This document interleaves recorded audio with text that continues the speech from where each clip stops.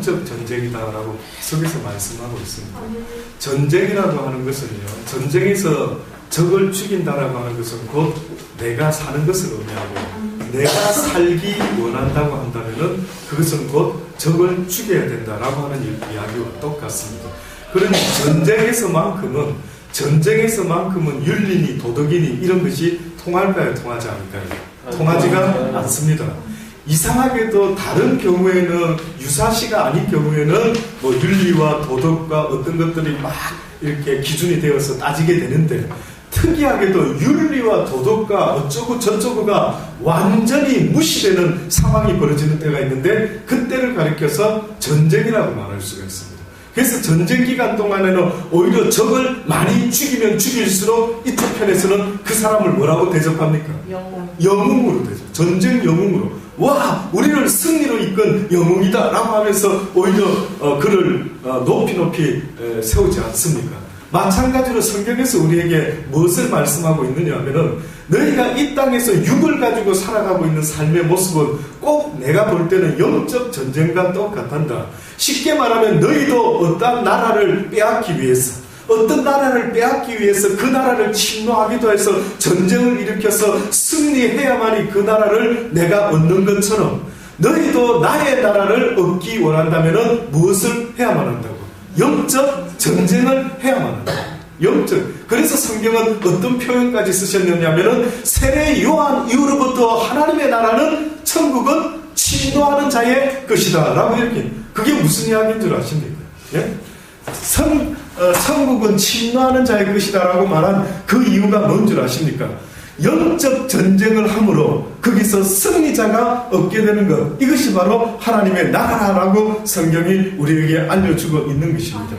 우리가 나 전쟁하고 싶지 않는데요, 나 그냥 평화롭게만 살다가 인생 끝내고 싶습니다. 누구나가 그렇지만은, 그러나 하나님께서 정해놓으신 그 모든 역사의 룰 속에 우리는 순종할 수밖에 없는 존재라는 사실을 분명히 잊지 마십시오. 엄마 아빠가 있는 집에서만큼은 누가 그 룰을 따라야 되느냐 하면, 그곳에 있는 자녀들이 그 룰을 따라야만 된다라고 성경이 우리에게 말씀하고 있는 것입니다. 그러니 하나님이 정하신 룰, 그 룰을 우리는 지켜야 되는데, 예, 괜찮습니다. 예.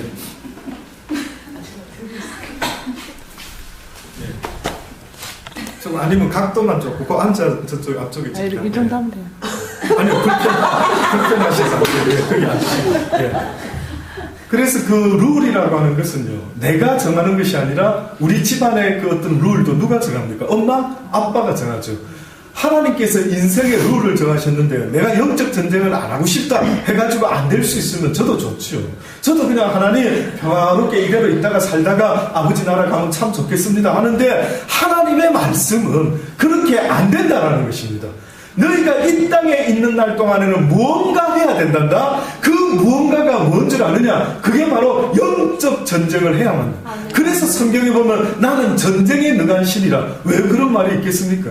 그리고 성경에 보니까 어떤 분은, 왜 목사님 이스라엘 백성이 무엇이간데 그 백성 하나 때문에 모든 이방 족속을 다 죽여라고 말하는 그 하나님은 너무 무시무시하신 하나님이 아니십니까? 라고 말하더라고요. 아닙니다. 하나님이 말씀하는 그 의미는 그 뜻이 아닌 것입니다. 보세요.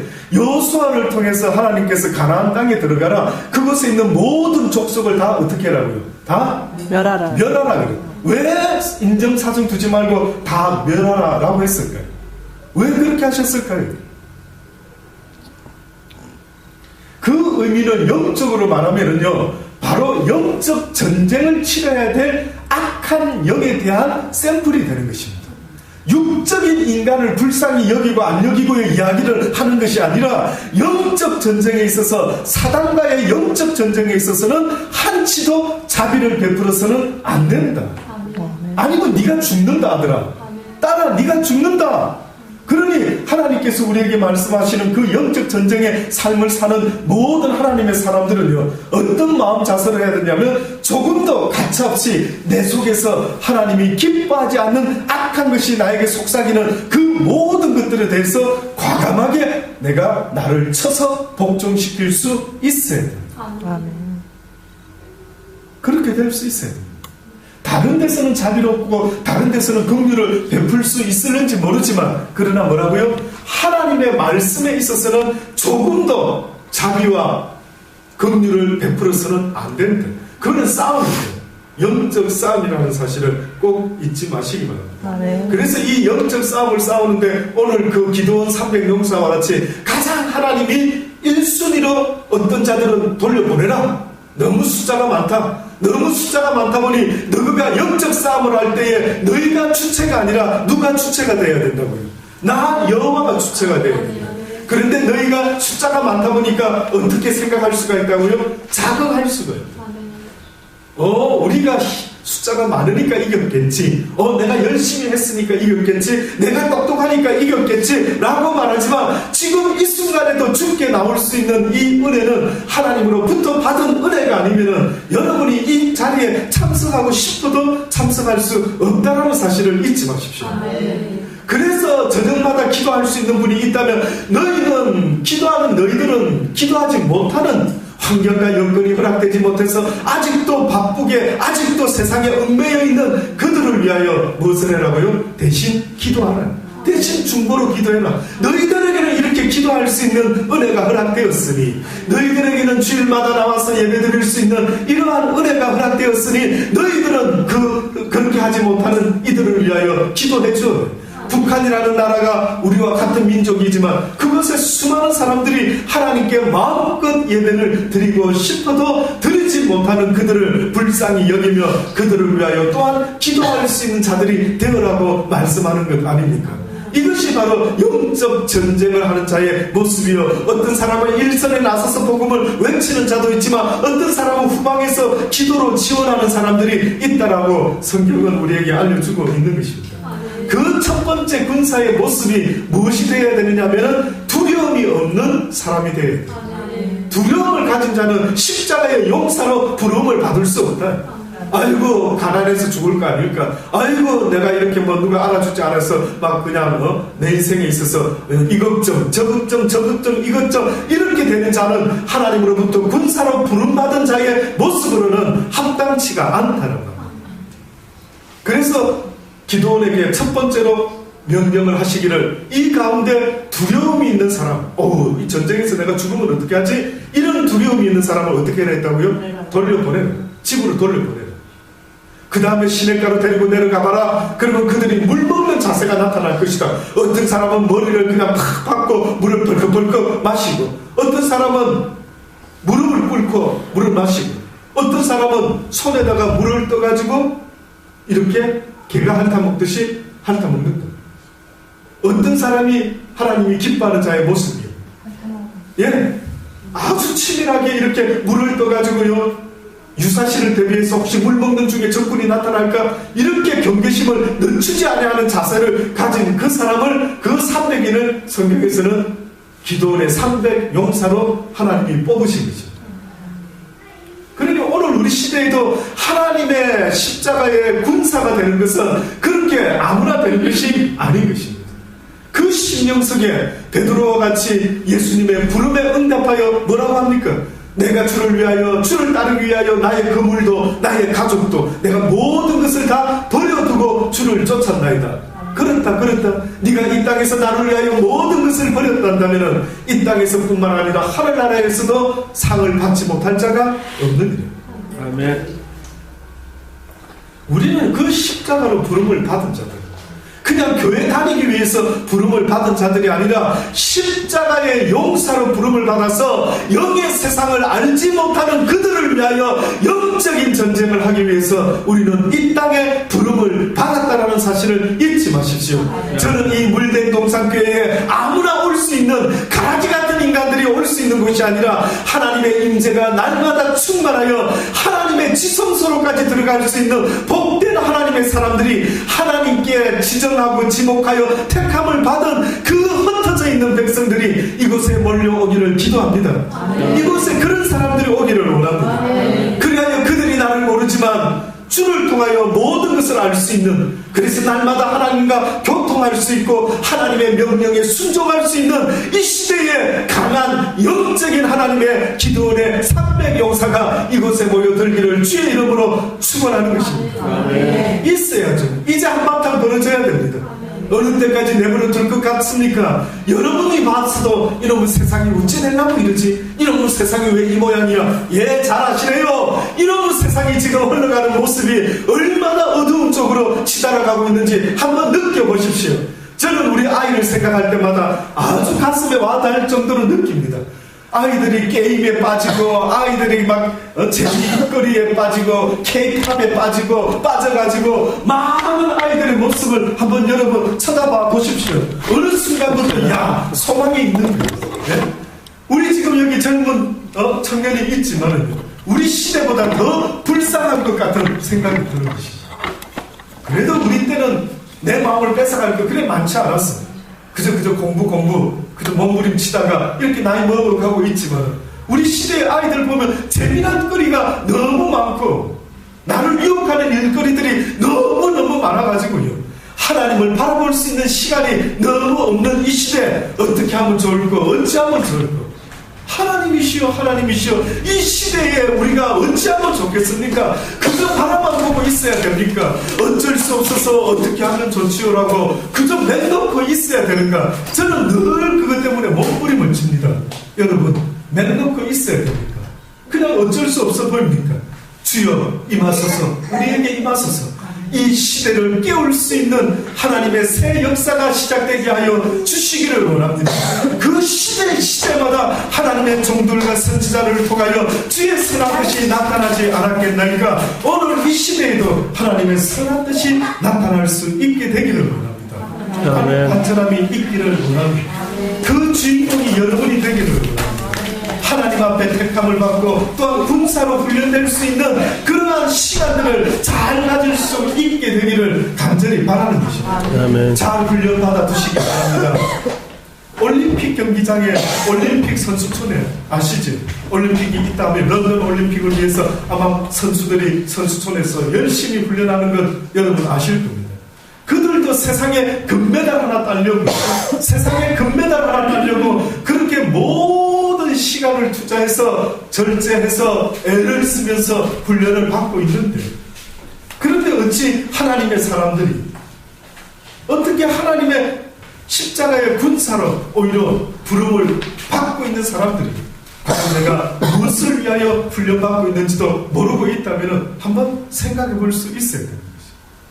오늘 이 시간이, 이 짧은 이 시간에 다시 한번 하나님께서 과연 나를 부르는 소리가 있으신지 없으신지 먼저는 들어보실 수 있게 되기를 바랍니다.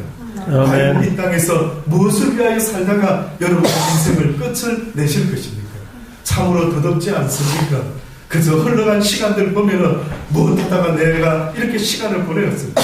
어떤 사람은 20년 동안, 요즘 이 시대의 사람들은 텔레비 보다가 시간을 보낸다.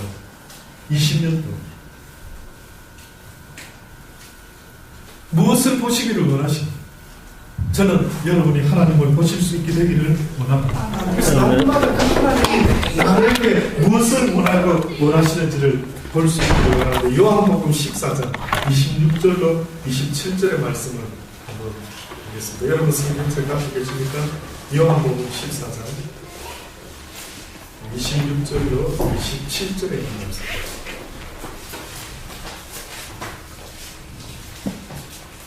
찾으신 분이 한번 읽어주시기 바랍니다. 보혜사 곧 아버지께서 내 이름으로 보내신 성령 그가 너희에게 모든 것을 가르치고 내가 너희에게 말한 모든 것을 생각나게 하시리라. 평안을 너희에게 비치노니 곧 나의 평안을 너희에게 주노라. 내가 너희에게 주는 것은 세상이 주는 것 같지 아니하니라. 너희는 마음에 근심도 말고 두려워하지도 말라. 아멘. 너희는 마음에 근심도 말고 두려워도 하지도 말라 라고 그렇게. 왠줄 아십니까? 보혜사 성령이 너희 세상 끝나는 날까지 너희와 함께 하기 때문이라고.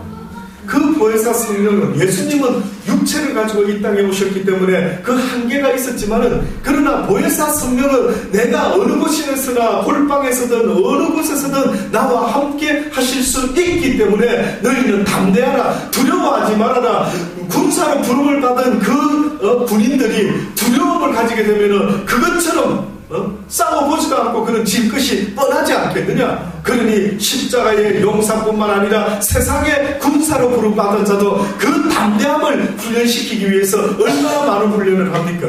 그러니 기독교인들에게 있어서 가장 첫 번째의 모습은 담대함인데, 그 담대함의 모습은 곧 하나님을 믿는 믿음의 모습으로 나타나야만 된다라고 말씀해주고 있습니다. 아멘. 보혜사 성령 그분이 너희들을 지키시고 보호하시고 생각나게 하시고 담대하게 하시고 모든 것을 주관하게 되신다는 거예요.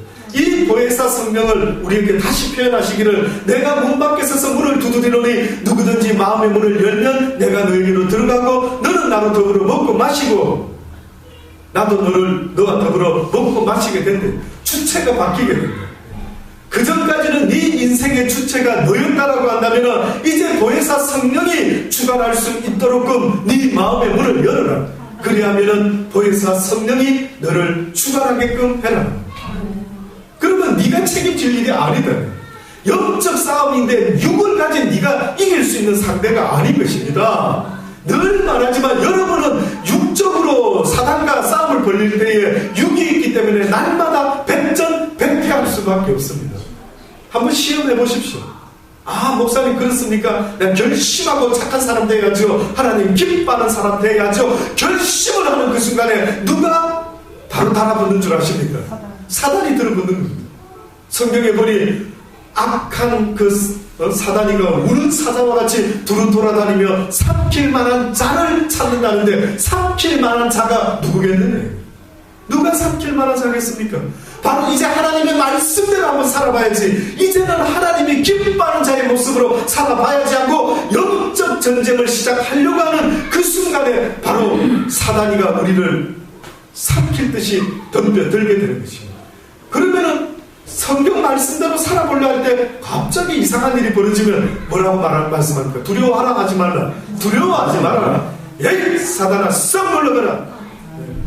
너와는 상관할 바가 없으니 썩 물러갈지어다. 오직 하나님이 나와 함께 하시니 네가 나와 무슨 상관이 있겠느냐. 예, 그 담대해라는 거예요. 그러니까 이제는 사단이, 그전에는 예수를 모르기 전에는 우리가 백전백패했지만 성경에 뭐라 합니까? 이제는 그들이 졌다라고 하는 거예요. 예수 그리스도께서 이미 싸움에서 이겨놓으셨기 때문에, 죗값을 치러주셨기 때문에 이제는 사망의 법이 너희들을 더 이상 주관할 수가 없느니라. 그러니 그놈들이 또 사망을 가지고 너 내 말 안 들으면 굶겨 죽여버릴 거야, 너 내 말 안 들으면 자존심 상하게 해서 죽여버릴 거야, 모든 위험으로부터 어떻게 하라고요? 예, 담대하라. 두려워하지 마라.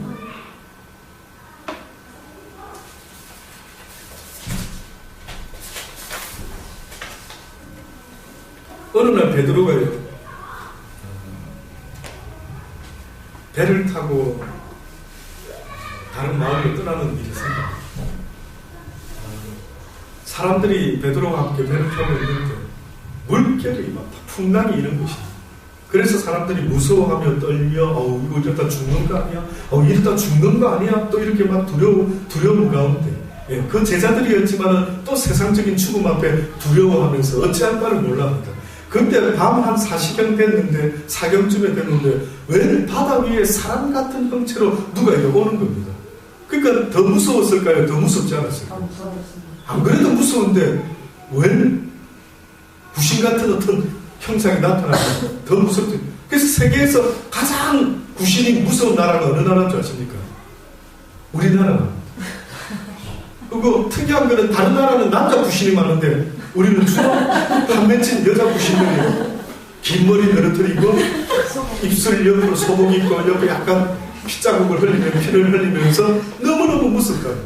그러나 베드로는 그렇게까지 그런 귀신을 본 건 아닌데 얼마나 죽음의 위협감을 느꼈던지 예수님을 보고 오히려 이거 누구지 하고 막 구신같이 그렇게 놀랬던 것입니다. 그래서 예수님이 바다 위로 걸어오시면서요, 유령이다 제자들이 막 그러는 소리를 들으시고 예수님이 한마디 하십니다. 안심하라, 내니 두려워 말라 라고 이야기해요. 이때 베드로가 여러분 잘 아는 것처럼 그렇게 말합니다. 주님이십니까? 또 확인을 하면서 정말 주님이시거든 나를 명하사 물 위로 오게 하소서. 그렇게 말합니다. 여러분 이게 왜 자기가 그냥 주님이시구나 건너야지 하고 뛰어나가면 안 됩니까? 근데 왜 주님이시거든 나를 명하여 물 위로 걸어오라고 명하소서. 그의 믿음이요 그거밖에 안 되는 것입니다. 어떤 면에서는 만약에 그가 하나님이 내 안에 내가 하나님 안에 있는 상황이면은 하나님이 주는 마음속에서 내가 주의 이름으로 명하노니 내가 물 위로 걸어갈 것이니 파도여 잠잠하라 이렇게 분위기가 되는 건 아니었겠습니까? 그러니 거기까지는 베드로가 간 게 아닌 것 같습니다. 그 정도 믿음은 아니었는데 그러나 한 가지 모든 자연 삼라만상이 누구의 명령 앞에 무릎을 꿇는 줄은 알고 있었다고요. 예수 그리스도의 말씀 앞에서는 온 세상이 잠잠할 수 있음을 잘 알기에 그가 말하기를 주님이시거든 나에게 명령하소서 그러면 내가 무슨 일이든 능치 못함이 없을 것입니다. 내가 바다 위로 걸을 수도 있을 줄 믿습니다 라는 고백을 하는. 그랬더니 주님이 그래 걸어라 라고 이야기했을 때 베드로가 배에서 내려 물 위를 걷게 됩니다.